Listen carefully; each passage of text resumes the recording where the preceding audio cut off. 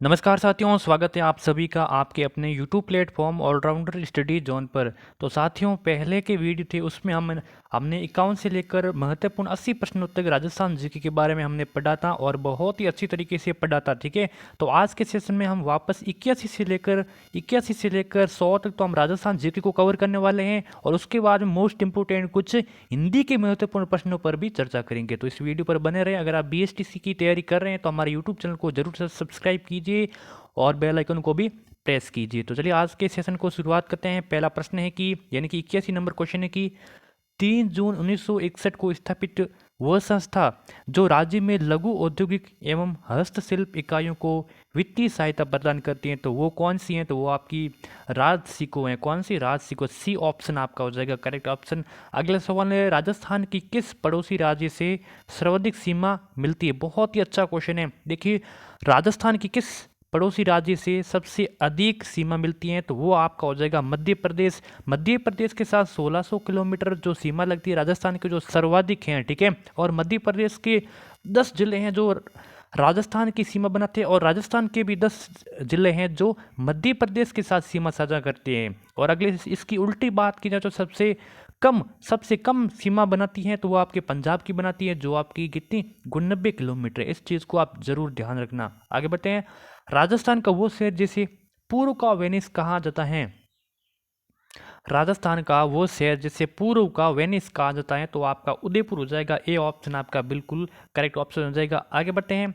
राजस्थान की सबसे ऊंची चोटी किस जिले में है? तो उदयपुर में है, सिरोही में है, जयपुर में है, सीकर में है। देखिए, राजस्थान की जो सबसे ऊंची चोटी है वो आपकी सिरोही में है, जो आपकी माउंट आबू है। 1722 मीटर हो जाएगी। कितनी? 1722 मीटर। इस चीज़ को आप ध्यान रखने का। आगे बढ़ते हैं।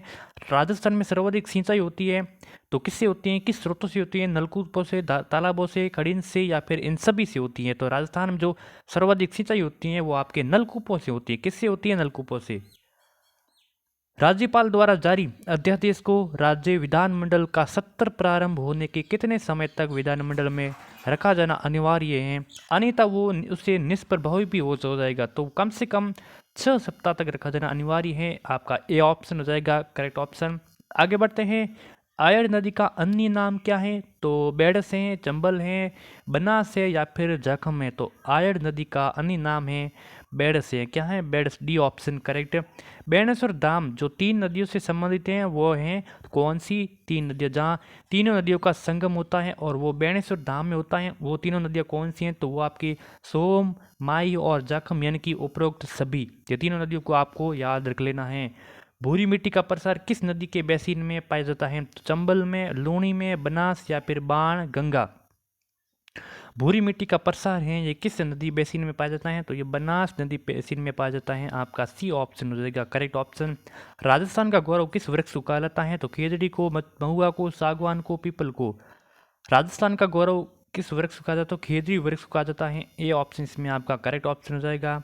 राजस्थान के किस जिले में राष्ट्रीय पक्षी अभ्यारण्य है? तो रणथंभौर, भरतपुर में, अलवर, या फिर कोटा में? जो आपका भरतपुर है केवलादेव घना पक्षी अभ्यारण्य, जिसमें राष्ट्रीय पक्षी अभ्यारण्य है। बी ऑप्शन आपका करेक्ट है। संगमरमर की मूर्तियां के लिए प्रसिद्ध हैं? तो अलवर हैं, सीकर हैं, जयपुर है, नागौर है? जल्दी से बताइए। संगमरमर की मूर्तियों के लिए प्रसिद्ध है, तो संगमरमर की मूर्तियों के लिए आपका जो जयपुर जिला है ये प्रसिद्ध है। सी ऑप्शन हो जाएगा इसमें आपका करेक्ट ऑप्शन।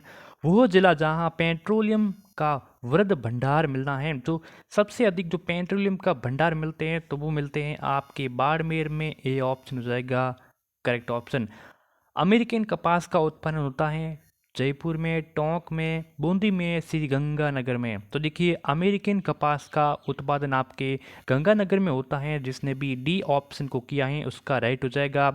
अगर आपको इस चैनल पर मॉडल पेपर चाहिए राजस्थान जीके की हिंदी की, तो आपको यूट्यूब चैनल को ज़रूर सब्सक्राइब कीजिए, अपने दोस्तों के साथ शेयर ज़रूर करना। आपको बीएसटीसी तक बहुत ही अच्छी अच्छी मॉडल पेपर सॉल्व करवाई जाएगी। शुष्क वन अनुसंधान संस्थान आप ये स्थित हैं कहाँ पे हैं? तो शुष्क वन अनुसंधान संस्थान आपरी और जापरी ये जोधपुर में स्थित हैं। सी ऑप्शन इसमें आपका हो जाएगा करेक्ट ऑप्शन। मिट्टी से बना बांध है, निम्न में से कौन सा बांध है वो मिट्टी से बना हुआ है? तो आपका पांचना बांध है जो करौली में स्थित है, एकमात्र ऐसा बांध है जो मिट्टी से बना हुआ है। ठीक है, आगे बढ़ते हैं। मथानिया सौर ऊर्जा केंद्र किस जिले में है? तो मथानिया सौर ऊर्जा केंद्र जोधपुर जिले में है, जिसने बी ऑप्शन को करेक्ट किया है, राइट हो जाएगा। डबोक हवाई अड्डा स्थित है, उदयपुर में है, जयपुर में है, बीकानेर में है, कोटा में है? तो देखिए डबोक हवाई अड्डा है वो आपके उदयपुर में है। कहाँ पे है? उदयपुर में है। ए ऑप्शन इसमें भी करेक्ट हो जाएगा। राष्ट्रीय आयुर्वेद संस्थान है, राष्ट्रीय आयुर्वेद संस्थान कहाँ पे है? जोधपुर में है, जैसलमेर में है, जालौर में है, जयपुर में है?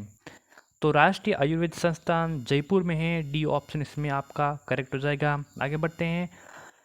पंचायती राज संस्थाओं के चुनाव करवाने का दायित्व किसका होता है? तो पंचायती राज संस्थाओं के चुनाव करवाने का दायित्व किसका होता है? तो ये होता है राज्य निर्वाचन आयोग का होता है। किसका? राज्य निर्वाचन आयोग का। ए ऑप्शन इसमें करेक्ट हो जाएगा। अब कुछ हिंदी के महत्वपूर्ण प्रश्नों पर चर्चा करेंगे जो आपका बीएसटीसी में जो पेपर आता है उसी पेपर के हिसाब से जो 171 से शुरू होता है हिंदी का सेक्शन, वहाँ से हम इसी प्रकार से सॉल्व करेंगे।